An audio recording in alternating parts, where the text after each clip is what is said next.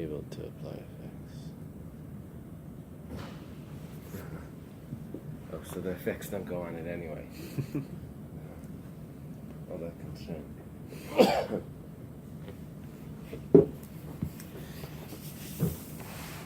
Okay, we had just a few lines left yesterday. We were discussing a contradiction in between two Baises. And the contradiction had to do with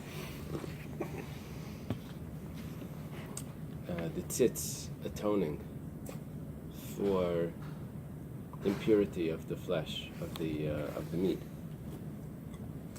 So he gave an answer to that contradiction. Rabbi gave an answer that said that it depends which one. It said that there's a difference between if it was done by mistake or if it was done on purpose.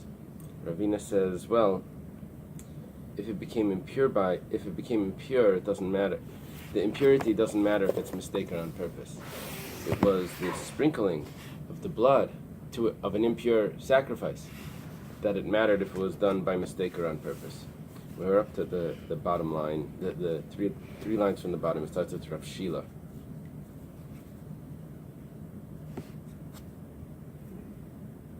Rav Shila Amar, he says exactly the opposite. Zrikasai, when it comes to the sprinkling of the blood, bein b'shagig bein b'mezid, hortza. Whether it was done on purpose or whether it was done by mistake, whether it was done on purpose, it's an appeasement to God. Now, it doesn't matter the sprinkling of the blood. Where does it matter if it's by mistake or on purpose? To Masai. Who made this impure, this meat? If it was made impure b'shaygig, then hortza, then that's fine. But b'mezid, if this flesh was made impure on purpose, loy hortza. It's not an appeasement. Now, this is a fine answer. The only problem is that the Brisa doesn't say that. It's a fine answer logically, but when you read it back into the text, it really doesn't fit. The Gemara asks Sula Rav Shila, but according to Rav Shila, the way you just explained this, Hadaktani Shenitma, this that it says that it became impure. Bein b'shagig bein b'mezid, whether it was by mistake or whether it was on purpose, Hachikamar. But we're going to need to explain, not that it became impure, whether it was b'shagig or b'mezid. You can't say that. You have to explain it like this. We sort of read it into this yesterday. Nitma b'shagig v'zarku. You have to add in the word. If it became impure by mistake, and you sprinkled it, comma, then bein b'shagig bein b'mezid. Actually, the comma would go for after b'shagig. Nitma b'shagig comma v'zarku bein b'shagig bein b'mezid, and it was sprinkled. Whether it was sprinkled by mistake or on purpose, it's an appeasement. The Gemara has a problem with this because that we just explained the first price, so the second price is even more clear that it doesn't fit with this difference that Rav Shila made. Tashma dam shenitma, blood that became impure. And now here's the problem: v'zarku, and it was sprinkled b'shagig. If it was sprinkled by mistake, that means it was mistaken that they didn't know that it was impure. Hortza, it's an appeasement. B'mezid, obviously it means it was sprinkled b'mezid. And it says loy hortza, it's not an appeasement. This does not fit at all with Rav Shila. Where it says hachikamar. No, we can interpret this as well. Dam shenitma, blood that became impure, v'zarku, and it was sprinkled. Bein b'shagig bein b'mezid, whether it was by mistake or on purpose, it's nitma. B'shagig, bein b'mezid, it's fine. Nitma b'shagig, if it became impure by mistake, hortza, it's an appeasement, but b'mezid le hortza. But if it became impure on purpose, it's not an appeasement. Okay, so we're able to edit and adjust the two brises to fit with Rav Shila's interpretations. Ravina's interpretation seemed to fit easier though, which was the same story, that there's a difference between what was by mistake, what was on purpose. Ravina just said the sprinkling of the blood needed to be done by mistake for it to be an appeasement. And we don't care how it became impure. And Rav Shila does exactly the opposite. He said how it became impure needs to be by mistake. The sprinkling of the blood, we don't care if it was a mistake on purpose. So, okay, the Mishnah now says, Nitmu Shira, if the remnants became impure. Nisrafu Shira, doesn't say all of it or not, but that's, Mishnayos in general are vague. They leave it open to interpretation, and usually there's a first generation Amayra that's going to come in and tell us what the Mishnayos are talking about. Nisrafu Shara, if the remnants got burnt. Avdu Shara, or the remnants of the, we're talking about a carbon mincha, got lost. So now the Mishnah quotes to us a machlekes that we had in Zvachim between Rabbi Eliezer and Rabbi Yeshua. So both students of Rabbi Yochanan ben Zakkai, teachers of Rabbi Akiva, and friends of Rabbi Akiva. Rabbi Eliezer held that you can't sprinkle, Rabbi Yeshua held that you can't sprinkle the blood if the flesh is gone. If there's no flesh, then there's no blood. If you lost the flesh of the sacrifice, it became impure, whatever, there's nothing left, you can't sprinkle the blood. What are you sprinkling it for? There's nothing to permit. The sprinkling of the blood permits the sacrifice. If you don't have any sacrifice there, Rabbi Eliezer said no. Blood, even if there's no flesh. That's what he said. So now we've lost the remnants of the sacrifice of the carbon mincha. It's not a blood, but we still have a kaimetz. So according to Rabbi Eliezer, that said it didn't matter if the sacrifice was there or if it was lost. Kamidas Rabbi Eliezer, according to the midas means like a measuring. According to his opinion, so it's kshera. Then the sacrifice is still kosher because you still offer the kaimetz and everything is fine. Kamidas Rabbi Yeshua, it's psula. According to Rabbi Yeshua, you can't do that. According to Rabbi Yeshua, if you don't have the rest of the sacrifice, then what are you offering up the kaimetz for? Amar Rav. See, we get always very often a first generation Amayra that's going to tell us something. V'hu, in this case, is shenitmu kol shara. This is if all of the remnants became impure. Aval mikza shara. But if only part of them became impure, then loy. Then even Rabbi Yeshua would hold that it's permissible. We have some of the remnants left. Kasal kadaitach. It enters our mind to say, in other words, on first thought, we think that we're talking about nitma in, that if it became impure, then that's fine, if some of it is left. However, avad v'saraf loy, but if you lost part of it, even if you have some left, or if some of it got burnt, even if you have some left, then Rabbi Yeshua would not allow that. Now, why would we say that nitma, if some of it became impure, that's not a problem? Well, the reason is because nitma, we said that there was an exemption for that anyway, that you can offer it up or whatever, because it's an appeasement.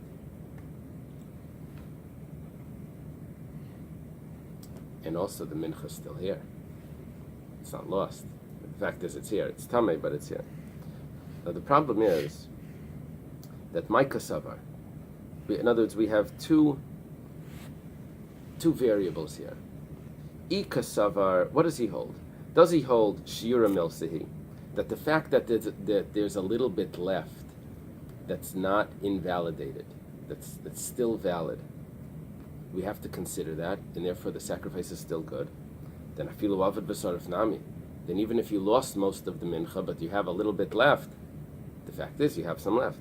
Ikasavar shira lav milsi. But if he holds that a little bit left is not satisfactory, why? Because the carbon mincha is missing something.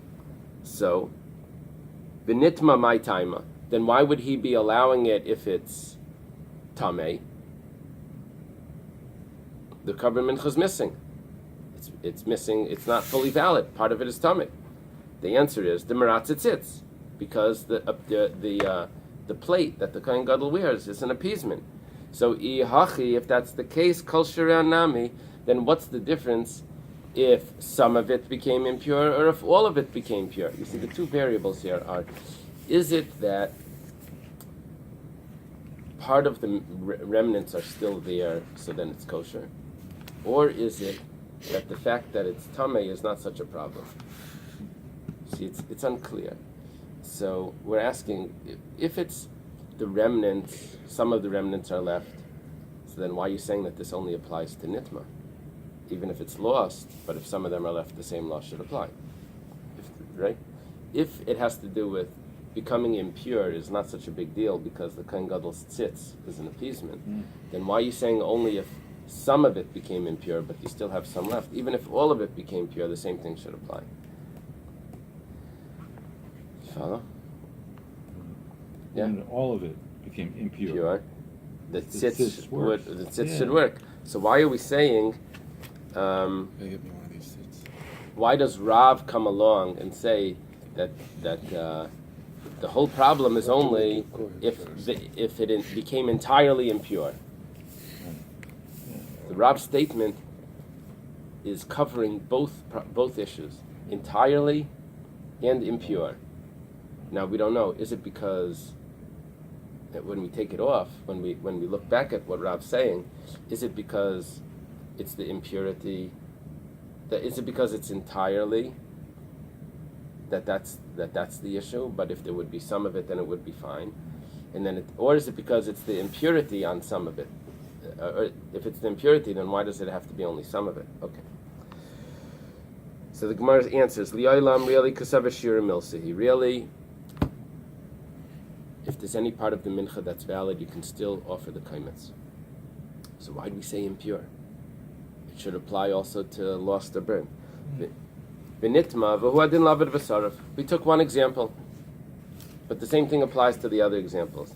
V'hayda kamar nitma. So why do you say nitma? Why do you choose that example? That's the confusing one, because now we don't know what's going to be by the other ones. The Gemara says Rishayu Nakad. You took the first case. That was the first case. So we took an example from the first case. Kedetanya, as it says, Rabbi Shua says, Kol azvachim shebetayra, all sacrifices in the Torah shenishtayim em kazayas basar, that there's left remaining from them an olive size of flesh, oy kazayas chelev, or an olive size of the fats that gets burnt on the altar. Zoyrek es adam, you can still sprinkle the blood. Why are you sprinkling the blood? Well, to permit those olive sizes. Let's say it's kechatzi zayas basar, kechatzi zayas chelev. Let's say there's only half a zayas of flesh and half a zayas of fat. Ein zoyrek es adam. No, it's not enough. You don't have a shear.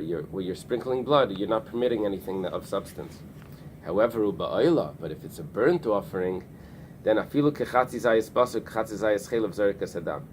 Even if it's half a olive size of the flesh and half a olive size of the fats, you can still sprinkle the blood.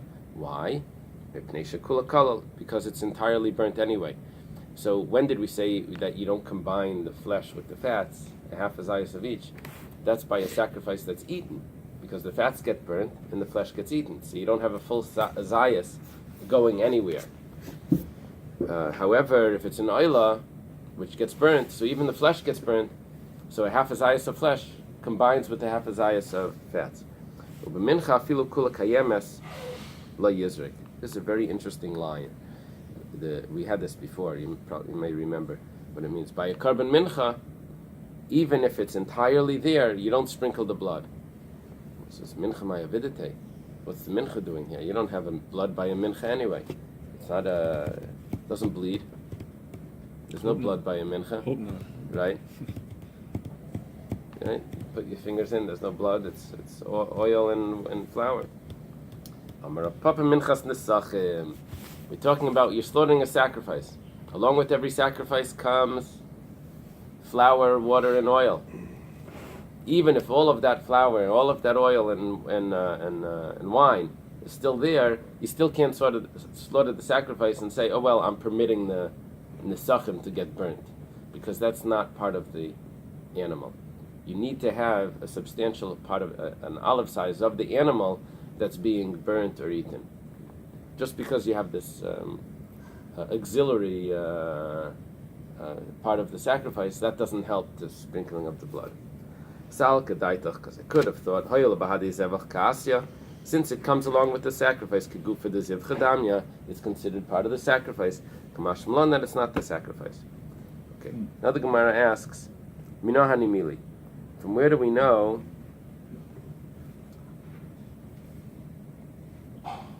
that the chaylev would be enough to sprinkle the blood? Amar Rabbi Yochanan Mishum Rabbi Shmuel. Rabbi Yochanan says in the name of Rabbi Shmuel, Umatuba Mishum Rabbi Shua ben Chananya. And some say that it reached even the name of Rabbi Shua ben Chananya, that it went back to Rabbi Shua ben Chananya, which is interesting because Rabbi Shua was in our Mishnah, and he was the one in the Brisa. Amar, he was a Levi. Rabbi Shua ben Chananya was a Levi, and he actually was there in the temple. I forget what the Gemara says, if he was a singer or if he was... The Gemara says he would watch the gates, I think it says. It's a good job. You know the name Soloveitchik means a nightingale. And the Soloveitchiks are Levium. And their tradition is that they would sing in the Bais Hamikdash. Well, easier job than this. The Cohen has to go. Cohen can't have ADD. It has to really be on top of things. Yeah.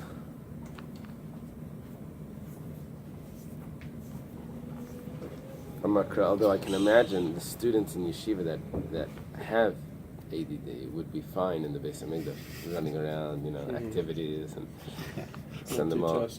Yeah, that's right. Carrying stuff up the ramp. Okay. Amar Kra. It says in the verse, where do we know that the fats are enough to sprinkle the blood? They offer the fat as a sweet smell to God. Fats, even though there's no flesh. Okay, vashkechan chelav. We find that the fats get offered, even if there's no flesh, which means that we could sprinkle the blood just for the fats. Yeseres shtei klayas minalan. How do you know? The yeseres is the diaphragm and the two kidneys.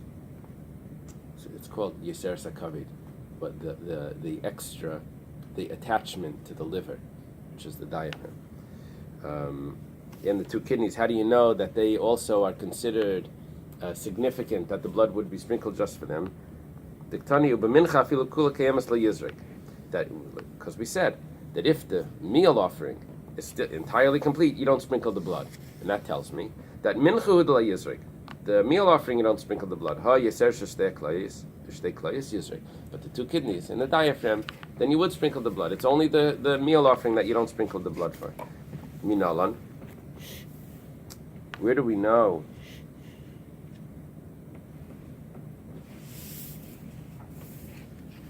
that this is the fact? It says Rabbi Yochanan Didei Amar. Rabbi Yochanan himself says l'reach nichayach, anything that's a smell. Kol shatamal l'reach nichayach, anything that goes up on the altar as a sweet smell to God. V'yitzrich l'michtav chela, v'yitzrich l'michtav l'reach nichayach. If l'reach nichayach tells me anything that's a smell, an appeasing smell to God, tells me the diaphragm and the kidneys, why does it have to say the fats? That's also a smell. You put them on the altar.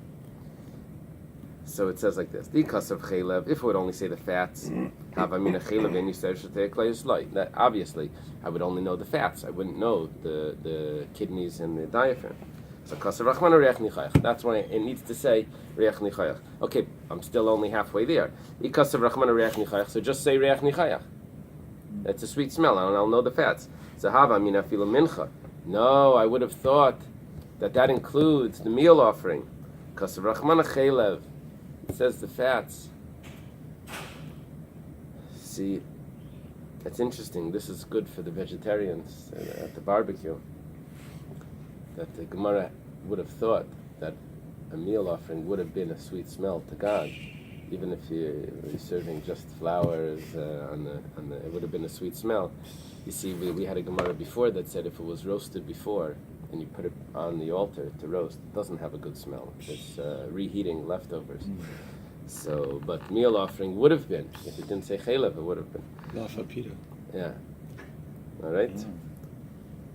Rav Kook held that when Mashiach comes, we're not going to have sacrifices, only vegetarian sacrifices. Yeah, that's what he said.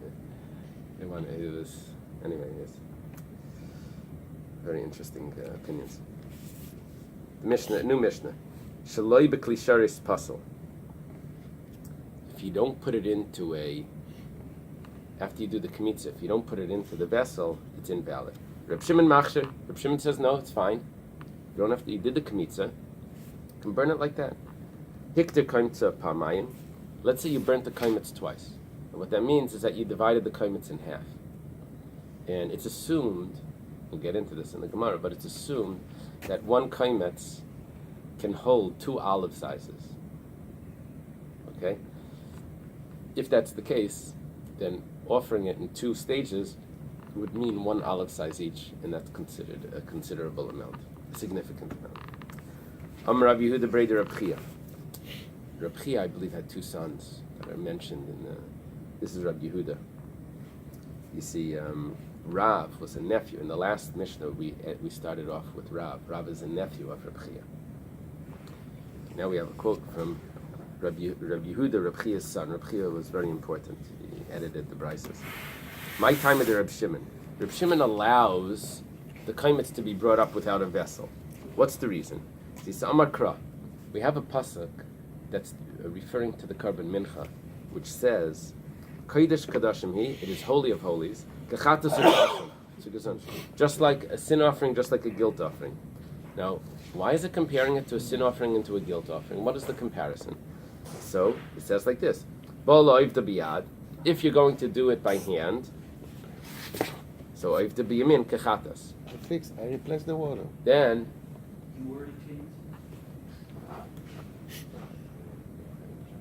Amen.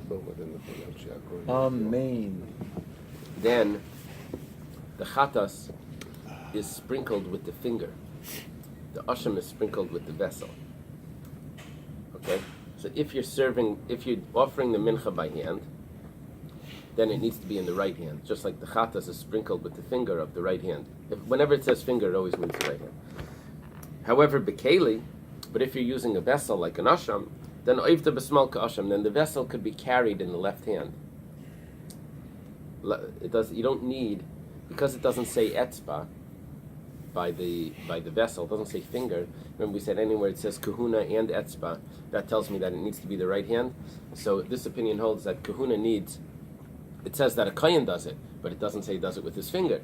So then we don't know that it needs to be with the right hand, it's okay with the left hand. So now what we're learning here is that when you're offering the kaimitz of the mincha, you have the opportunity of doing it, you have the option of doing it with the hand, but then you have to be with the right hand. Or you can use a vessel to put it on, and then it doesn't matter if it's the right hand. Okay, so we have the explanation for Reb Shimon that you don't need a vessel. Rabbi Yanai Amar, Rabbi Yanai says, Kivan shekamtu miklisharis ma'aleo maktero maktira yafilu behemenai va'afilu b'mekida shel cheres. Once you did kmitza, you don't need any vessel. You can put it in a gartel and put it up on the and like a cloth. You can put it in an earthenware vessel and put it on the altar. There's no requirement here for a vessel. Rav Nachman bar Yitzchak Amar, I don't know if this is really Rav Nachman bar Yitzchak. He was later. Do you have any notes if it's Rav Nachman bar Yitzchak or just Rav Nachman? No, we don't have no notes, Rabbi. Let's see. This says Rav Nachman bar Yitzchak said. In the English also it says Rav Nachman bar Yeah. Yitzchak? They translate it like that? Yes, sir. Okay. Let's Okay, ask so I'll Rabbi accept Boyd. that. Rav Nachman bar Yitzchak says, Hakol Maidim, everyone agrees, B'kaimet Shetan Kiddush. That the kaimetz needs to be put into a vessel. We had in the Mishnah, Reb Shimon says it doesn't. No. It doesn't need to be put on the fire from a vessel, but it has to be put into a vessel. You can take it out later. But it needs to be placed into a vessel to be sanctified. Meisvei, we have a question. Hekter chalav ve'varim ve'etzim, the burning of the fats, the limbs in the wood. Shehelan, which is brought up to the altar, bein biyad, bein bekeli, whether it's by hand or whether it's with a vessel, bein biyamin, bein bismal, it's ksherim. Whether it's with the right hand or with the left hand, it's kosher. Whoa. By hand, it's kosher. With the left hand, if you bring it up, that doesn't fit with Rabbi Yehuda Breder Reb Chia. Let's see. HaKaimetz v'akteres v'alavayna shehelan, the kaimetz, the ketairas, and the lavayna, which is brought up to the altar. Bein biyad, bein bekeli, bein biyamin, bein bismal, it's ksherin. It's kosher. And it sounds like whether the right hand, whether the left hand, whether by hand, whether in a vessel. Rab Yehuda, Breder Rab Chia's son, he held that if it's by hand, it needs to be the right hand. You don't have the option of the left hand. So you have to do Rabbi Yehuda Breder Rab Chia. It's a very strong question. Amalach Rabbi Yehuda Breder Rab Chia, he's going to answer, let's dadin ktani. No, you can read this differently. Biyad, you use human. We said whether by this, whether by that, but we didn't mean that you have the option by each of them. We meant that if you do it by hand, then it needs to be the right hand. Bekeli, bein biyamin, bein bismal. But with the vessel, it could be the right hand or the left hand. Tashema. Another proof or question. Come and listen.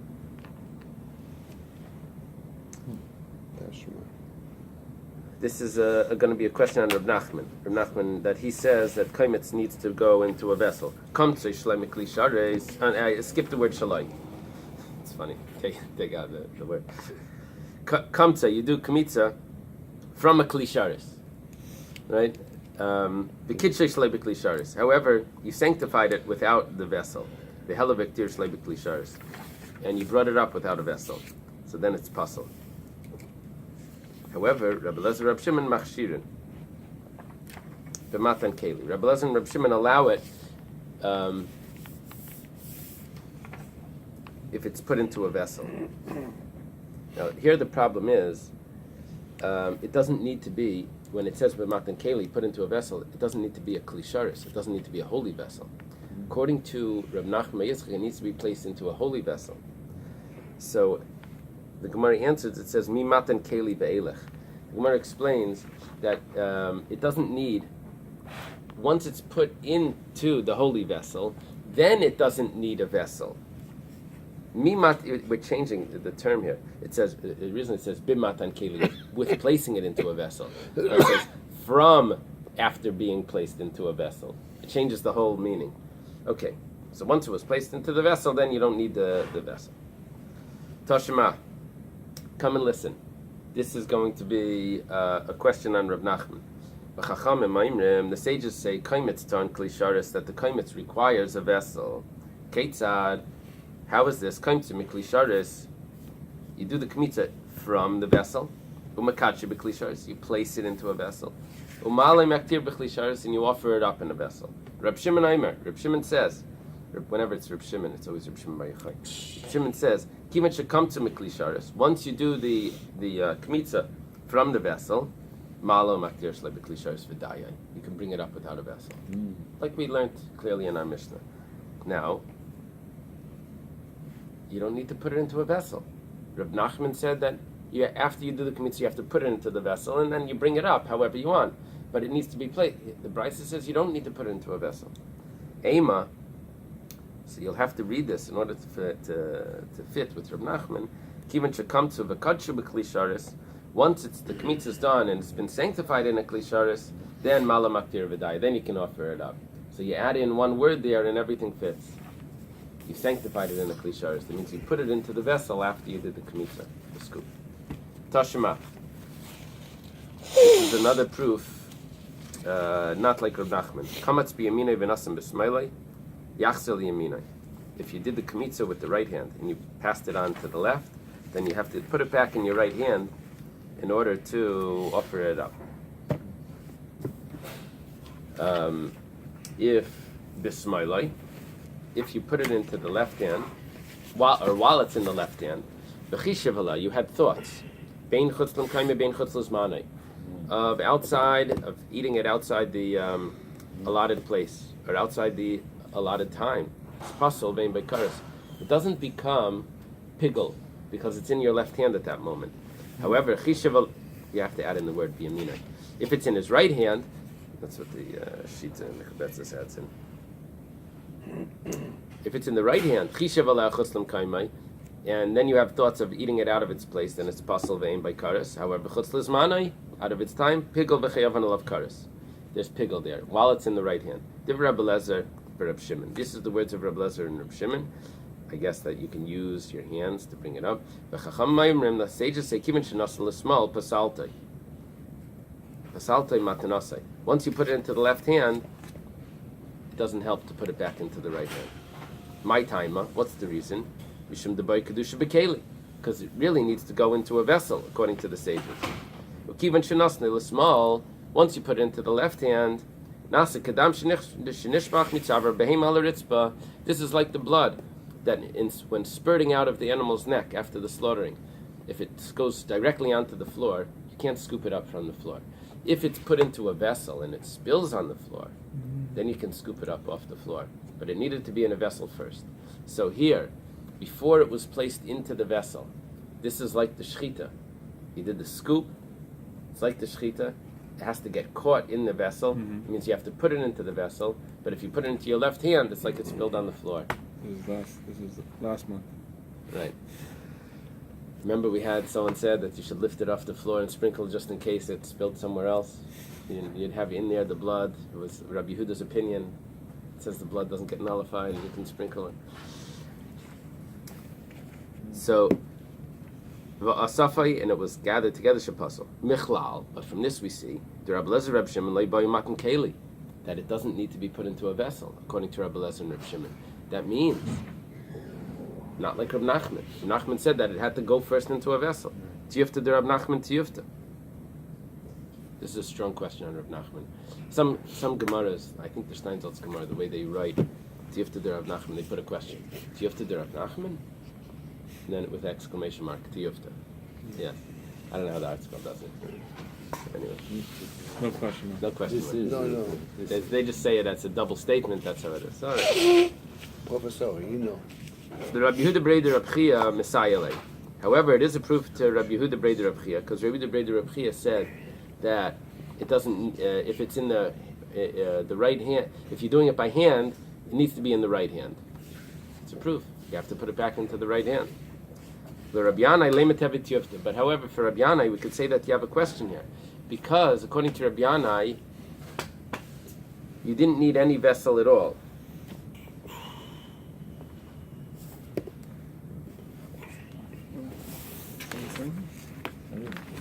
According to Rabbi Yanai, why is there a problem? You sit there, you have to have a good questions. Yeah. This is the... No, it's come automatically. Oh, okay. No pressure. No pressure. No. Don't be pressured. Don't forget he's a Levi. According to Rabbi Yanai, you didn't need a vessel. You could wrap it in a gartel and put it on the altar. We're talking about the kaimitz of the mincha. So why are we making a big deal that if it's in the left hand, you have to put it back into the right hand? What's the difference? So Amalach Rabbi Yanai will say to you, Anodamri Ketana de Hekter, V'lav Litzdadim Ketani. We had a question on Rabbi Yanai before.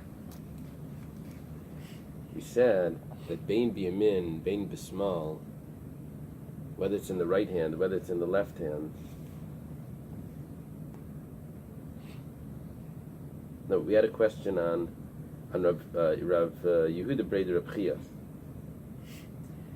and which said the right hand needs